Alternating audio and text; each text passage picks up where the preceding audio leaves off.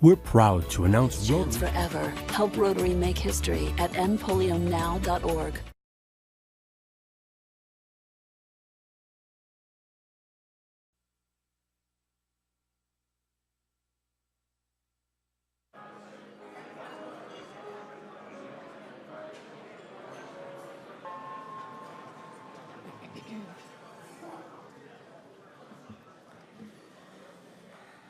Welcome to the Rotary Club of Tulsa. My name is Rhonda Daniel, and I'm your club president, and we are so glad that you are with us today. I would like to welcome our volunteers to come to the stage. We have the invocation today presented by past President Linda Bradshaw, song and pledge by Darren Walkup, on the piano, Tom Wolf, thank you, Tom, visitor introduction by Michael Turner. Past President Linda.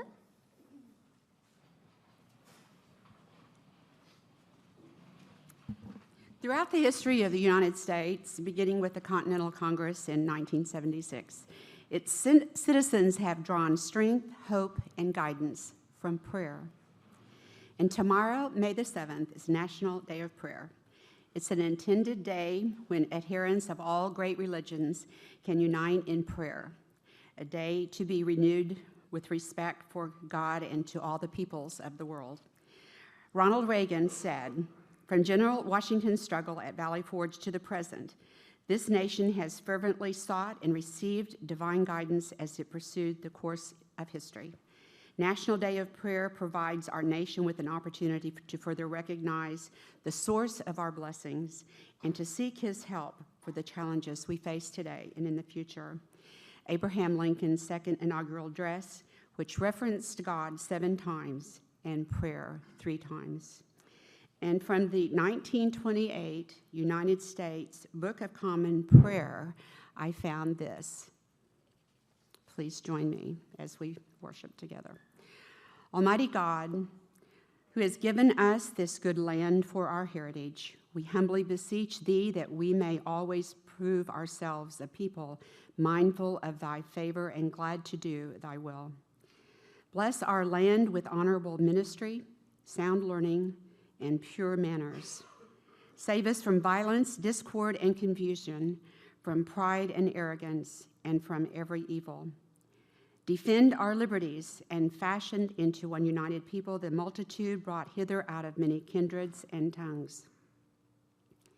Endow with Thy spirit of wisdom those to whom in Thy name we entrust the authority of government, that there may be justice and peace at home, and that through obedience to Thy law, we may show forth Thy praise among the nations of the earth. In time of prosperity, fill our hearts with thankfulness, and in the day of trouble, suffer not our trust in Thee to fail. We pray all this in Your holy name. Amen.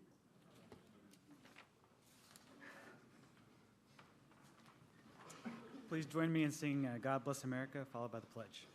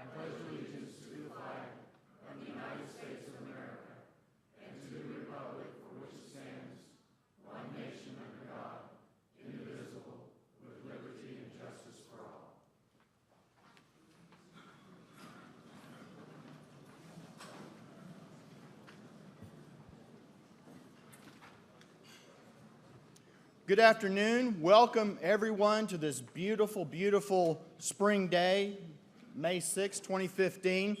President Rhonda, of course, always promises wonderful weather days, and for this time she said, I think I want a little bit of spring shower for her flower bed, so congratulations on this day.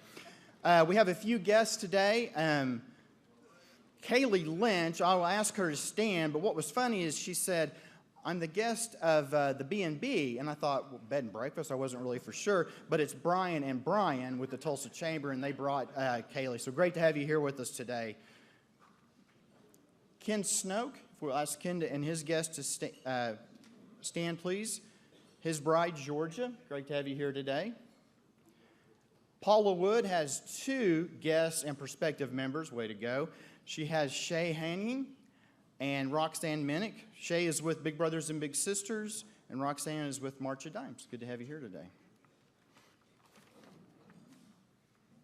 We also have host, and he's also a visiting Rotarian, so he kind of gets like 2 for 1. Paul Blissett from West Wichita, but then he also has Bo Hurdle with Autocraft as a guest. Good to have you here. Thank you so much. Let's give a hand to all of our guests and Rotarians. So, thank you. Thank you, volunteers. I want to recognize this week's Rotary sponsors and thank them for supporting our club activities. This week's sponsor is Terry Carell with Tulsa Zoo, and then Jean Budd with Interior Concepts. We encourage you to do business with your fellow Rotarians. Now let's take a moment and thank the volunteers who came early and made this meeting run smoothly. Let's give them a round of applause. I have a few announcements for you. Please note that next week is a very special meeting. We're going to host the naturalization ceremony. It's a special privilege to observe 40 petitioners to become United States citizens. Food service is going to begin early, and you want to get here earlier. If you come in late, you're going to need to attend the meeting in Parker Hall because this turns into a courtroom exactly at noon, so don't be late. Now, some of you have been asking about this. A Rotary International president announced last week that a relief fund has been organized by District 3292 for the benefit of the Nepal earthquake victims. To contribute to the relief fund, go to the Rotary International website and follow the instructions. Another way to help is to give to the Shelter Box, a separate organization founded by Rotarians, which also provides temporary housing. So you can reach that on the website. I have something sad to tell you today. Word has reached us this week that our past president, Doug Collins, is in the hospital. He was out to dinner, actually. He was feeling a little bit better, and he had a really bad fall. And so now he's back in the hospital, recovering, hopefully, very soon. No visitors at this time. Cards are on your tables to extend messages of encouragement to Doug and his wife, Carolyn. Please keep the Collins family in your prayers. So be sure to sign the cards. Linda's going to deliver those today, so be sure to sign the cards. Committee meetings, we have 2 of them. IBA table sales, room 232, and Club Foundation grants in room 233. Now, David Wagner, if you will please bring our newest member to the podium. And Jake Dollarhide, thank you. I saw Jake. Thank you for doing the orientation. It's so exciting to have new members come join our club, and this is no exception. David. Thank you, President Rhonda. It's my great pleasure to introduce to you today our newest member, Delee Lewis, who will be known to us as Delee. I became acquainted with Delee about a year ago when our firm began to do some work together with her. Delee is a Tulsan with a career that spans more than 17 years within a variety of settings, including communications, community relations, volunteer management, healthcare management, and nonprofits. Delee is currently working for New View, Oklahoma as their Tulsa Regional Director. Her primary goal is raising awareness of New View's public outreach and capturing required resources to sustain and grow the Tulsa program to help blind and visually impaired individuals reach their full potential through occupational therapy, assistive technology, and orientation and mobility services. Most recently, Delee worked for the Bank of Oklahoma in community relations and charitable giving and served on the United Way, Tulsa United Way Women's Leadership Council Steering Committee, both of which provided her with firsthand knowledge of the services offered and the extensive needs in our own community. Delee showed me and to others here her early commitment to involvement in the Rotary Club of Tulsa. She expressed her desire to become a member on her first time that she attended the club, and during that same conversation asked if she could attend future meetings before becoming a member. She also attended the anniversary gala, so I can assure you she's going to be an active and engaged member. Delee has 2 adult sons, one son living in California and the other a student at Oklahoma Baptist University. Delee, I have your 4-way test and pin, and I'm privileged to introduce you to our club. Thank you so much. Welcome here. Congratulations. Thank you. I just love it when these new members get involved so early on. That's what you need to do to stay committed to the club. It's a lot more fun. You meet lots of friends and have a good time. Speaking of good time, I'd like to have Matthew come to the side mic. You have some fines to announce today, and we're getting pretty close to the end here. We are. Just a few weeks to go. Thank you very much. Tom Byers came up shortly before the meeting to give me a last-minute fine, which isn't on the slides, but Tom celebrated his 58th birthday on May 4th, and so he wanted to give $58, but he only had a $100 bill, and I don't carry change. So we figured that, just heads up in advance, don't give me 100. But we figured that could go towards the cumulative shout-outs that have been given from the Jayhawks from our chairman. So we'll call $100 even, but thank you and happy birthday. So next up we have Dustin Holder, who, thank you to Forrest, who sent me the article through, but he was recognized by the Alliance Franchise Brands Networks among the top 10 sales performers for the work he's doing at Allegra. So congratulations to Dustin and $50. Thank you very much. My recommendation is don't get yourself in GTR, because Forrest and I have got a thing going on right now.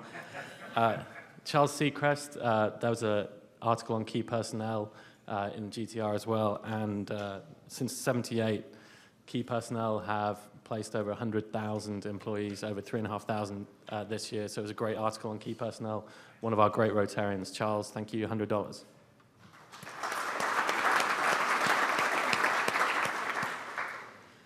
Mr. Sid Shupak had an 80th birthday on May 4th, 4th wedding anniversary to Susan on April 29th, and Sid gave us $100. So thank you very much, Sid. Some of you may or may not be familiar with the work of Mr. Monette. He's a fairly active Rotarian in our club, and we're thankful for his 30 years of service in Rotary on May 1st. So $100. Thank you very much, Ed. There he is. Now, I have had one or two people ask me after the fairly significant donation we had a few weeks ago where we were on our Sarge goal. Beginning of the year, I'd set a $50,000 target for the year, which was one of those, it'll never happen, but let's have fun and make that a goal. I was about probably 17, 18 grand short a month ago, so I thought, I'll make it 40 grand and see if we get there. Well, the goal's back at 50 grand. Since July 1st, Sarge fines are $44,600, 262 announced now, and 6 weeks to go, and I would love for the fun in the centennial year of getting there. So if anyone wants to make a donation, here are my contacts. Thank you very much. Thank you. Thank you, Matthew. And now Brenda Malencon, come up to the side mic, followed by Matt Davis. Come on up. And Trey Walling following Matt. Thank you, President Rhonda. I'm just here to once again announce the MS&I Work Day on Saturday, May 9th. There are sign-up sheets on your table if you wish to work. It's going to be from 8 to 12 or 9 to 12, depending.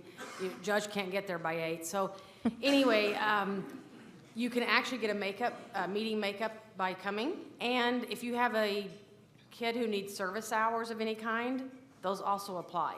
So think of those people, and we'll see you Saturday, and we will have coffee and donuts. Thank you.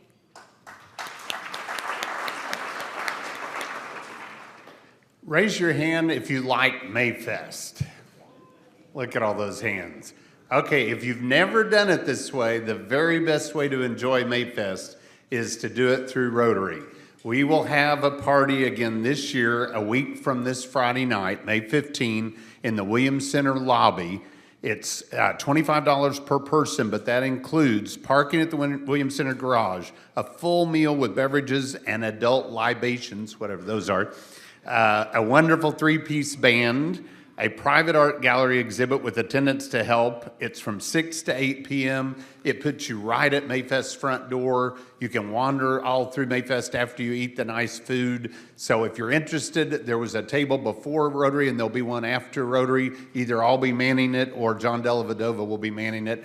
Please sign up and come join us. Thanks. Thank you, Matt.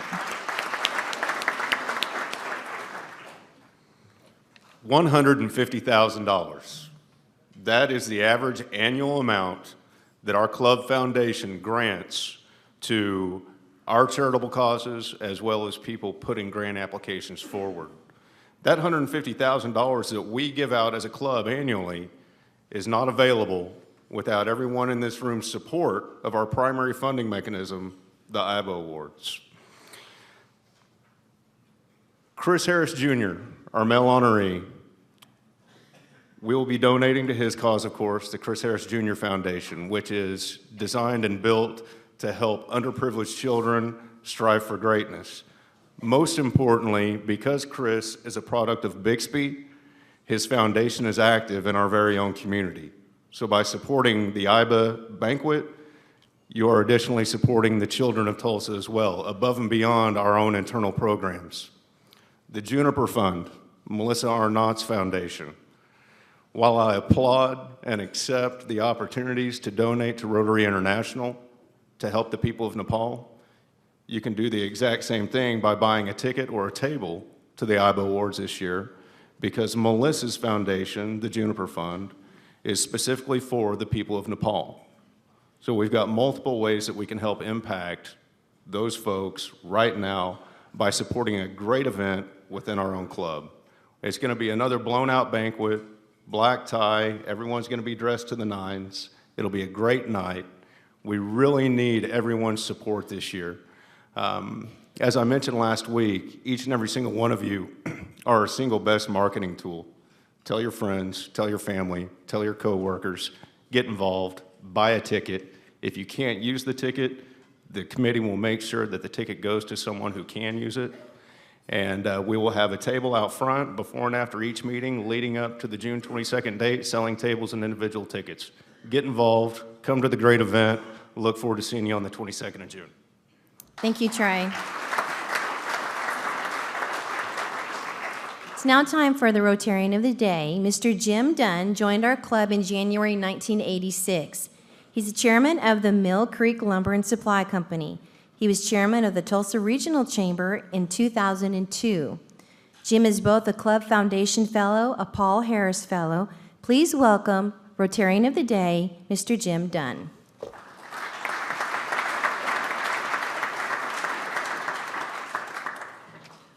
Thank you, President Rhonda. Today's subject is Tulsa Futures 3.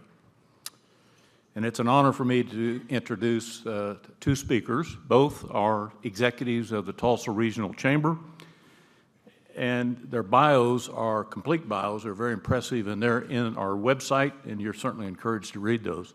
Highlights from them, I'll briefly go through that.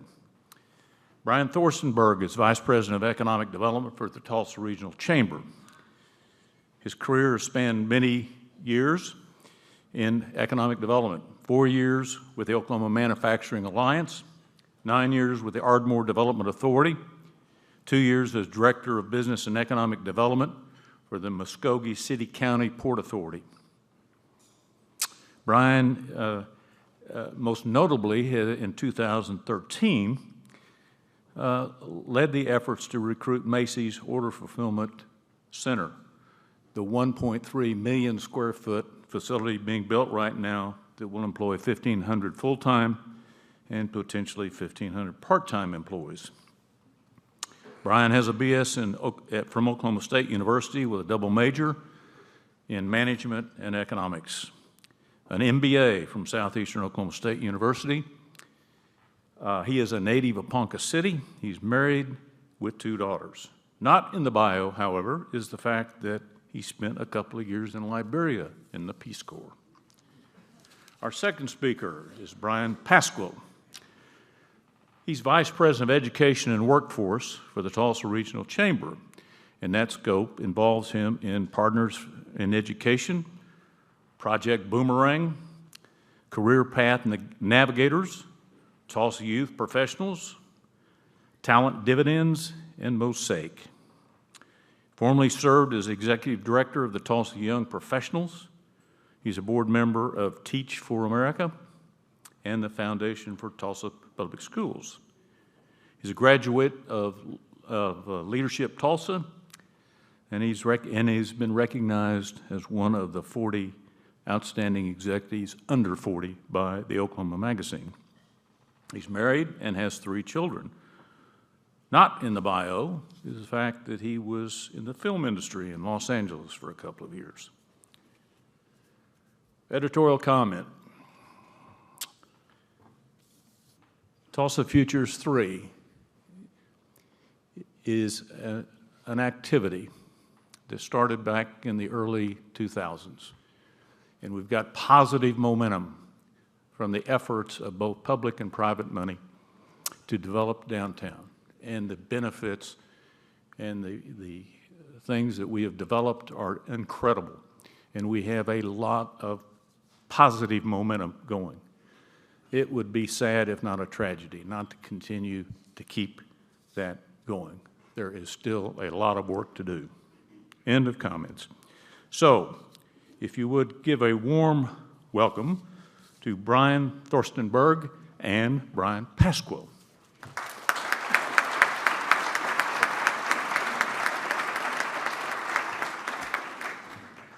Thank you very much, Jim. Both Brian and I have the pleasure of working with Jim's son, Jeff, in a very close capacity, both from an education standpoint as well from an economic development standpoint, and we're very privileged to do so. I'd also like to thank Tim Caldwell for the invitation to speak to you today. I'm thrilled to be here to discuss our community's future with a full room of Rotarians. You are beacons in our community, supporting a number of civic and philanthropic initiatives working to make our community better, specifically in downtown Tulsa. So it is fitting that we launch a new economic development plan for our region. You are one of the first groups to hear the details. Almost a decade ago, the Chamber Board and leadership made a commitment to concentrating on economic development as a key component to growth in the Tulsa region.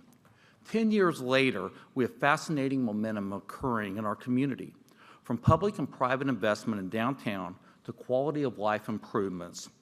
Like the gathering place, our community is charged to make Tulsa the city our children and grandchildren want to live in. We are where we are today in the Tulsa region because of our economic development efforts through the Chamber's regional Tulsa's Future program. Since 2005, Tulsa's Future has united 140 private and public partners in economic development towards bringing new jobs and industry to Northeast Oklahoma. The original Tulsa's Future plan focused on 7 key sectors. These include aerospace, energy, advanced manufacturing, healthcare, transportation, professional services, and information technology.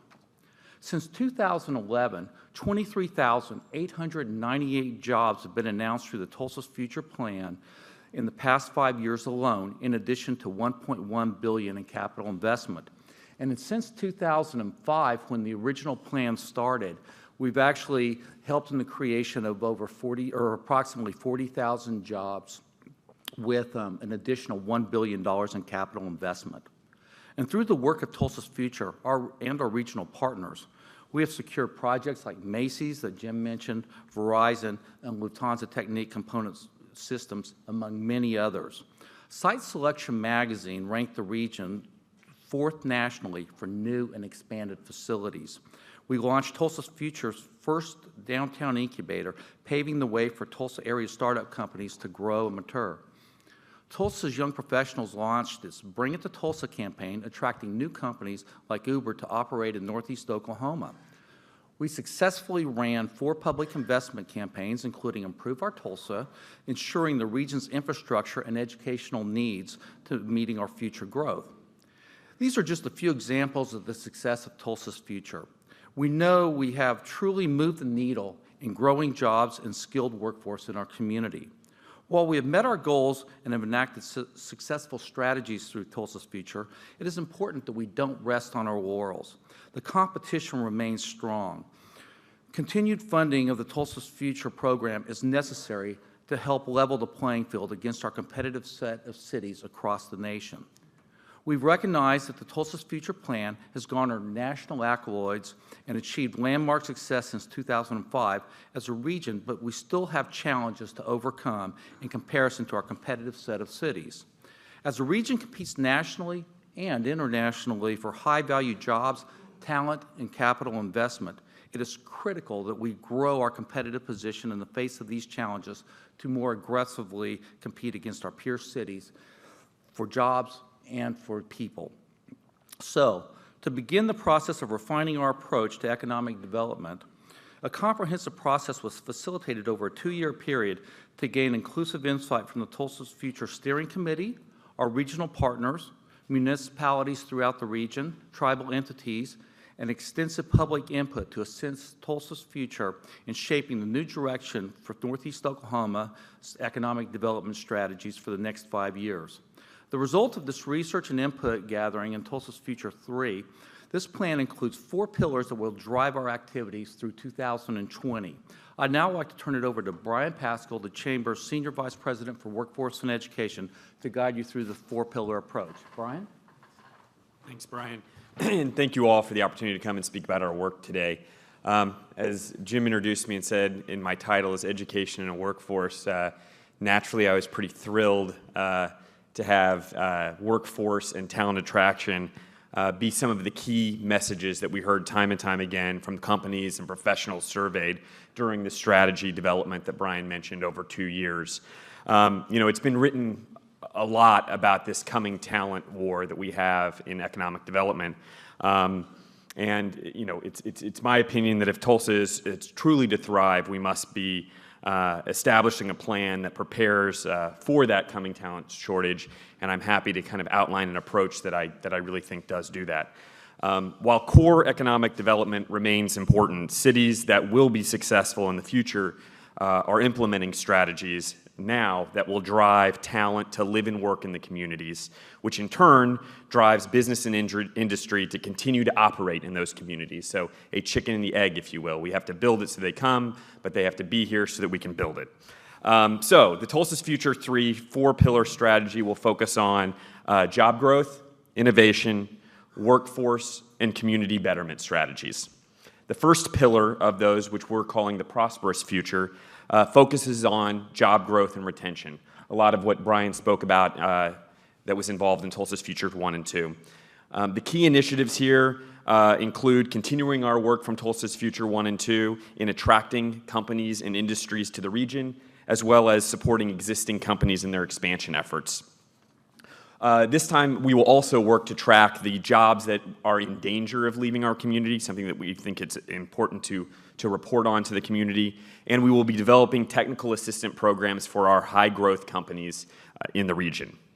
The second pillar of the 4-pillar strategy is the Skilled Future, which addresses that workforce talent shortage component that I mentioned. Our strategies here include aligning education curriculum with the needs of business and industry. This is work that we've started at the Chamber through the Workforce Analysis Project, bringing together higher ed institutions and kind of examining their training as it aligns with our core sector and job growth. Other initiatives in the Skilled Future involve convening partners to collaborate on increasing the regional attainment of post-secondary degrees and certificates, something that's very important, and if there's questions I can talk about and dive into data. Other things we'll do in the Skilled Future is attract and retain skilled talent through very specific targeted recruitment efforts.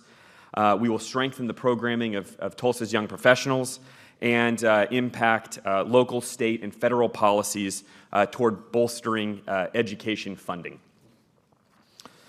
Of course, a skilled, well-trained workforce cultivates creativity and innovation. And the third pillar to our new approach is the innovative future. And the initiatives here involve supporting policies and planning that cultivate that innovation, increasing support services available to the region's entrepreneurs and small businesses, and increasing access to venture capital, which is crucial, and increasing the diversity of new ventures. The final pillar in the four-pillar strategy is the livable future. And this will drive progress toward creating a positive quality of life for all residents. The key initiatives in this include cultivating a thriving, welcoming community through diversity and inclusion efforts, supporting commercial corridor strategies to drive regional investment and improvements, developing transportation and mobility options for our workforce, implementing a downtown Tulsa strategic plan, which builds off of some of the momentum that Mr. Dunn spoke about, accelerating river development, and advocating for improvements in public safety with innovation that incorporates social service providers and nonprofit organizations.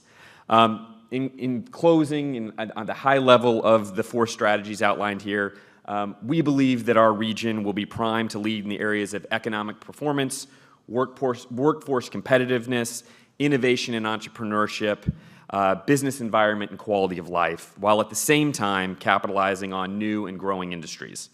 It's our intention with the blueprint of Tulsa's future that it will guide our success not only for the next 5 years, but lay the groundwork well into the future for economic development plans and our continued success as we compete in this realm. So that was the 50,000 high view of what the plan is with four pillars. We'd be happy to take any questions you have specific to any of the pillars or the history of Tulsa's future or anything that's on your mind.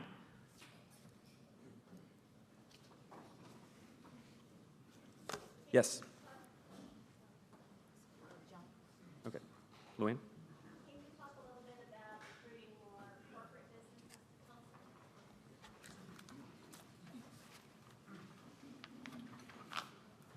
And your question was to talk more about recruiting corporate?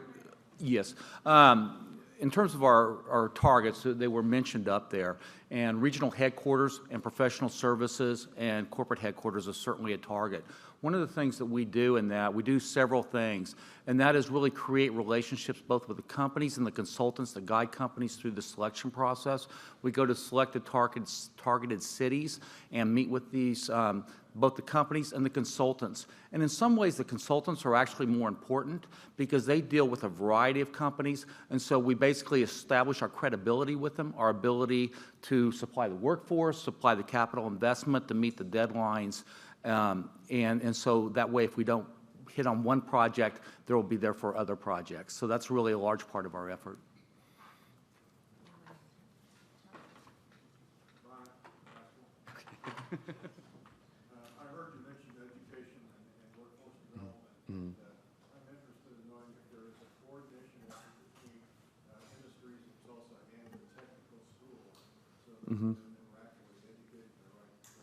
Yeah, I mentioned briefly, again, that my talking points are supposed to go fast, and then I'll speak more in depth with what's of interest to you. That comment about aligning educational institutions with workforce needs, and then I briefly mentioned this workforce analysis project that we did. That, which I'll speak about, is laying the groundwork for the work we're going to do in Tulsa's Future 3. What that project was a 26-week analysis of our region's workforce and training. What that report did, which is on our website, I'm happy to share with anyone, really dove into all of our post-secondary options, so career tech as well, 2-year degree, 4-year degree, and K-12. And we had outside consultants, Kale was the name of the company, and they looked at the program offerings and the coursework that all of those offer. And then we kind of aligned that with our high-growth industries that we've been tracking and will continue to track, and laid those on top of each other to say, okay, obviously we're an energy-heavy city or region. What are the educational institutions doing in that realm. I'm just using that for an example. We did this for everyone. And you start to notice there is, in some areas we're doing great. The training aligns perfectly. And I think when that does happen, we hear less about the workforce shortage. There were definitely areas where there was a mismatch of, frankly, just more capacity. We were doing the work everywhere, but there were certainly capacity issues, and energy was one of those, to be honest. So when we talk with employers and talk about their mid-skill level employees, and then look at the data that we got, we realize that the reality is we do have to import a lot of that talent. And so the goal is to work with Career Tech, Tulsa Tech, who's a great partner, all of our higher eds in K-12, convene roundtables, and already this previous report, I know has played a role, and I don't know if anyone from Tulsa Tech is here, but I know they just completed a 5 or 6 year strategic plan. They had this information prior to that strategic plan. TCC is undergoing a strategic plan, and they also had this information. So we are working to align that for sure.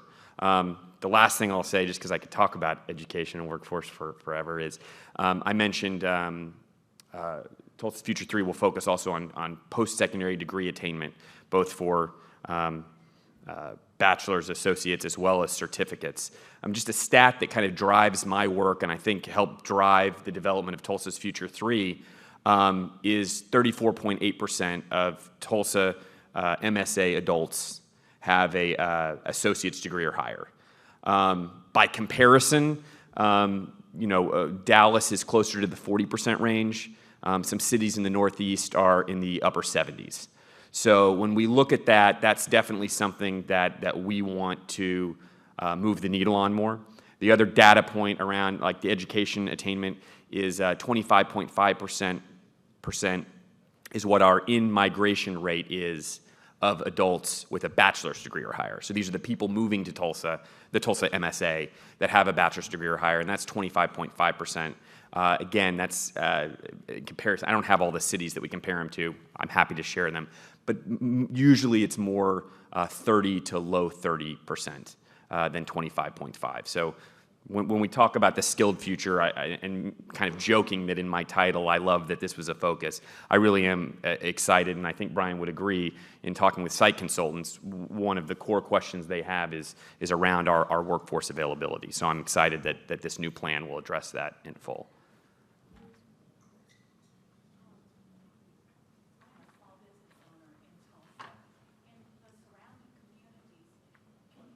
Mm-hmm. Yes. Okay. In the surrounding communities, all of the different communities have chambers of commerce. Mm-hmm. Now we have a Tulsa Regional Chamber of Commerce. So, in my opinion, they would defend their perspective. How do you defend Tulsa's perspective now, being a regional chamber as opposed to a Tulsa chamber? So, perspective in what regard? Okay, you want to start? Yeah. I'm happy to jump in either way. Regional economic development is really important. One of the big key drivers of economic development right now is workforce. And when you look at the workforce aspect, there's really about a 45-minute drive time in terms of commuting for jobs. And so really, if you land in one community or another, it all benefits because the workforce really comes from everywhere. And so and then also from the protection of the tax base. If there's basically a general theory that if you, in a sense, if you raise the level of jobs and of capital investment in the area, then the whole region is going to prosper because we're all very interconnected. Does that answer your question, or? Okay. No, actually, can you? What did I not address on that? Protecting the tax base of the individual cities, or? Right.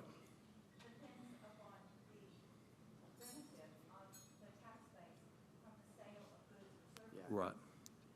Right.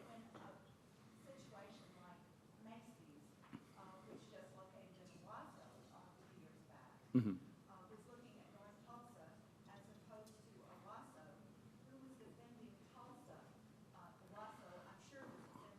Sure. And I can answer that. In that specific case, and in really every case, it's all very client-driven. And the companies, and in the case of Macy's, they came with a set of parameters. We looked over the whole region to provide as many sites as we could in every area. And we actually provided sites in Tulsa. We provided sites in Sapulpa, and I believe Sand Springs is the only ones that met the parameters. They needed acreage, they needed water capacity, they needed access to highways, a whole host of factors. The client chose which, first of all, they set the parameters, and then second, they chose which sites that they wanted to look at, and then they narrowed it down very quickly to, and it wasn't in Owasso, it was actually in the unincorporated area of Tulsa County. But again, it's all very client-driven. We had a project that we had a site visit for just the last 2 days. It was a 2-day site visit. And again, the parameters chose of what the client needed for, in terms of transportation, logistics, and everything else, chose what sites would be competitive for that. We submit as many as we possibly can. We submitted 6 sites on that, ranging, and I believe that there were 1 in Tulsa and then 5 other communities, because a lot of times you get into this large acreage, and Tulsa is landlocked in terms of there's not a lot of large contiguous acreage for industrial development. So sometimes it goes to the outlying areas. And if I could just piggyback on two points to that in a different way, because I didn't work on Macy's. One would be that same workforce analysis project, which was regionally focused, not Tulsa focused, got into migration rates of workers. So where they're employed and where they live are 2 different places, obviously. And the interconnectivity of our suburbs, which is what we're talking about here, to the city of Tulsa, and where they work and where they live, is something that I think from a regional chamber standpoint, we can partner well with our surrounding communities and provide that information to let them understand how we are all interconnected. Now, that being said, I think you're also bringing up the retail side, the sales tax side. You know, we don't focus, the core industries that we focus on, one of them is not retail. The city of Tulsa has an employee that focuses more on retail economic development. Ours is more on business and industry that obviously has an indirect primary job that has an indirect benefit on our sales tax, in that they're big employers that have money to spend in our cities. But in terms of kind of delineating lines in the sand of where we would work or not work, it gives us a lot of flexibility to be able to find the best opportunity that suits the client. I'm in the same boat as it relates to education. If we're working with a company to relocate employees, I will work with the Jinx Chamber or the Broken Arrow Chamber, for instance, if those employees are interested in those school districts. But the reality is, someone moving to Tulsa doesn't know that at 101st and Sheridan and Memorial, there's these different school districts. They're just looking at the Tulsa region. I hope some of that helped answer your question. Let me expand a little bit on that, too, because whenever we're working on a project, we involve those communities. And a lot of times, and Macy's is a good example, the site visit we had 2 days ago is another example. Projects are coming to Tulsa that they're not showing to those other communities, whether it be through the consultant or the Oklahoma Department of Commerce. So in a lot of ways, from our regional effort, they're actually getting more looks because we're seeing more projects than they are. And then we can say, like in the case of Bixby or Sand Springs or Sapulpa, we've got this community, 5 miles away or whatever it is that meets those parameters, and they're always willing to do that.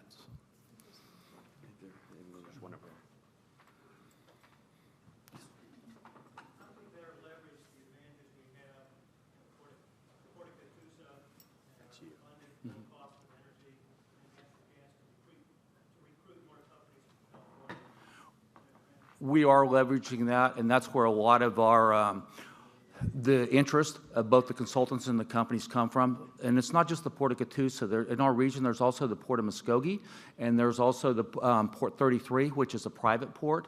And so those 3 actually give the whole region an advantage on that.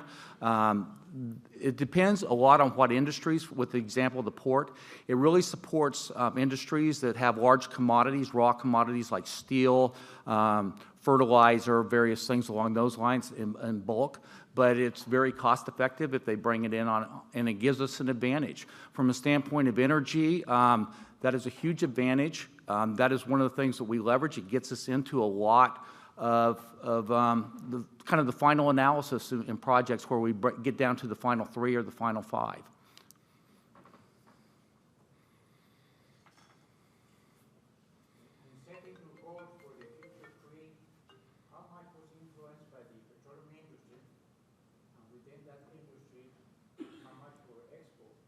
I'm sorry, could you repeat the question? In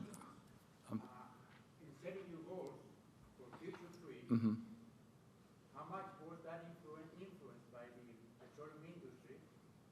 And within that industry, how much is for the export of local manufacturing and services? From the standpoint, the energy, and I'm not sure if I'm going to answer this the way that you intended, but the energy sector is a very important part and a very important target, both to the history as well as to the future of Tulsa. And you mentioned manufacturing and the exporting of the manufacturing goods. A large part of that is related to the energy industry. We are the heat exchanger capital of the world in terms of manufacturing. Pipe and steel is the #1 product that was mentioned earlier that comes up the Arkansas River, the McClellan-Kerr Arkansas River navigation system. So we leverage a lot of those things, and that was very much taken into consideration.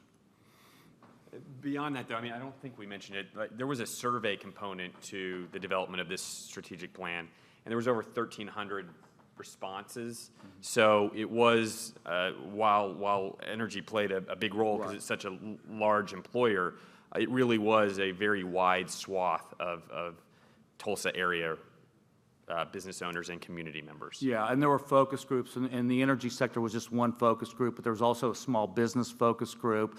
There was aerospace. There was our regional partners, which are the chambers and the municipalities and the economic development organizations outside of Tulsa itself. And so, again, all those in manufacturing was a big component of the focus groups, as well as 1,300 citizens actually put their input into it as well.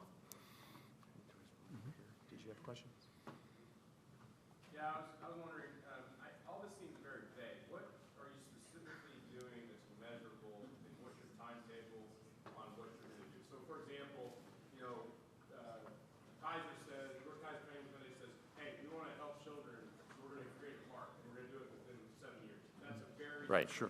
I can do the job creation. Sure. So there are metrics tied to all this, obviously, because otherwise it's just talk, right? There's 8 regional dynamic metrics, which are things that we alone can't control. They're things that no one group of Tulsa can control. Things like high school graduation rate, violent crime rate, and I don't remember all of them. We were not given the time to go into all detail. But the goal with those, what we're calling regional dynamic metrics, are to put in front of our investors in the community a snapshot of how we really are. No one's doing that now. We will then tie all 4 pillars. Our strategies have to somehow work up to articulate how we are doing our part to move those regional dynamic metrics. So on the very high level, you're going to have 8 really big key metrics: unemployment rate, average annual total employment rate, average salary, big high-level things. Each metric, or each pillar, has 6 to 8 of their own metrics related to them. So, for instance, the ones that I know the best would be, let's take that in-migration rate that I mentioned earlier. It's a 5-year plan. It's 25.5% now, and I don't remember exactly what it was, but there is a number that I am working to get toward in that 5 years. What are you doing to do that? How are you attracting higher clients? Are we going to open a new, I don't know, a new facility? Like, everybody wants to move to Denver because that's the hot place. Are we going to try to get marijuana here? I mean, I don't know what Denver.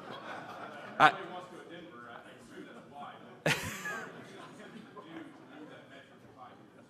I don't think there's one way. I think there's multiple ways. I don't think legalizing marijuana is one of those. Sure. Project Boomerang. We know as a community, and I think this group would agree, that when people come to Tulsa, they like it. And when I say Tulsa, I mean the region. But we know that Tulsa is a very hard sell. Okay? I'll use specific numbers. I'm on the board for TFA. Teach for America. They try to recruit nationally high caliber of teacher to come to high needs areas, okay? Nationally, we are one of the lowest preference cities, communities nationwide. Only 8.5% of any TFA student says that they'd be willing to move to Oklahoma. Well, those students that get into TFA from Oklahoma preference us at about 60%, right? They know our community, our state, they like it, they've been here. It's a lot easier to grow your own talent and keep them here than it is to import them. And I think most employers would agree with that too. So one initiative, which would be of many, and again, I'd love to exchange cards and have a much longer conversation, would be a concerted effort, which we're not doing currently, to take our best and brightest high school graduating seniors, make sure that we have a connection to them as they go regionally or nationally to universities. I'm a product of TPS, spent 15 years in Los Angeles and had no connection to this city. That seems like a shame. We should be having ongoing dialogue, communication, advancements of what's happening here, and targeted push communications of our job and intern opportunities to those students during the 4 or 5 years that they're in university, and then a concerted effort and program to make sure that the spring of their senior year, we as a community are doing everything we can to put in front of them the job opportunities, the training opportunities to get those people back, whether that's from Tahlequah for NSU, Stillwater, Norman, or one of the coasts. My hope is that doing that, in concert with other things, but I don't have all day, would move the needle, and we'll track how many people are actually coming back or staying in the region as it relates to that. That would be one practical example of one of the pillars that I would say. But again, I can't solely own 25.5% of our adult in-migration rate, but I can articulate the things that I'm going to do that hopefully do move that needle and be accountable towards that. Did that answer your question?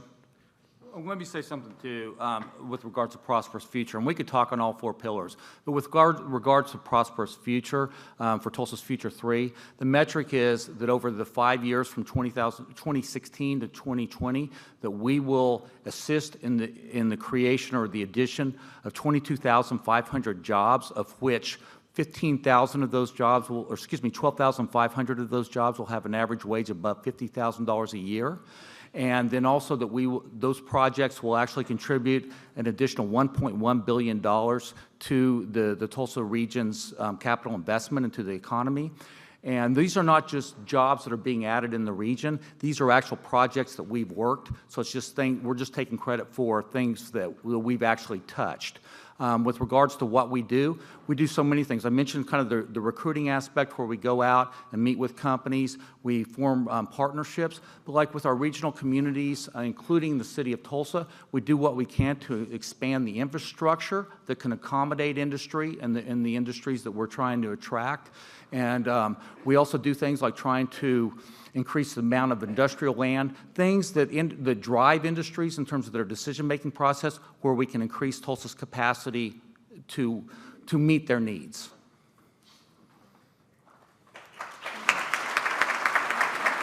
Thank you.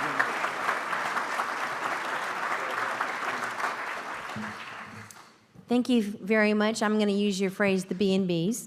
Thank you very much. It was very informative, and thank you all for being active and participating in the discussion. Book recognizing today's program will be presented to our partner in Education School, Celia Clinton. It's called The Doll People Set Sail. Don't forget, next week you need to come a little bit early because we're going to do the naturalization ceremony. If you have not ever seen that, it is just unbelievable. And then the next week we're going to have our meeting as an interview with Eddie Sutton, so you don't want to miss that either. Since I brought April showers for my flowers today, I'm going to leave you with A Place in the Sun performed by Stevie Wonder to brighten your day. Thank you. We are adjourned.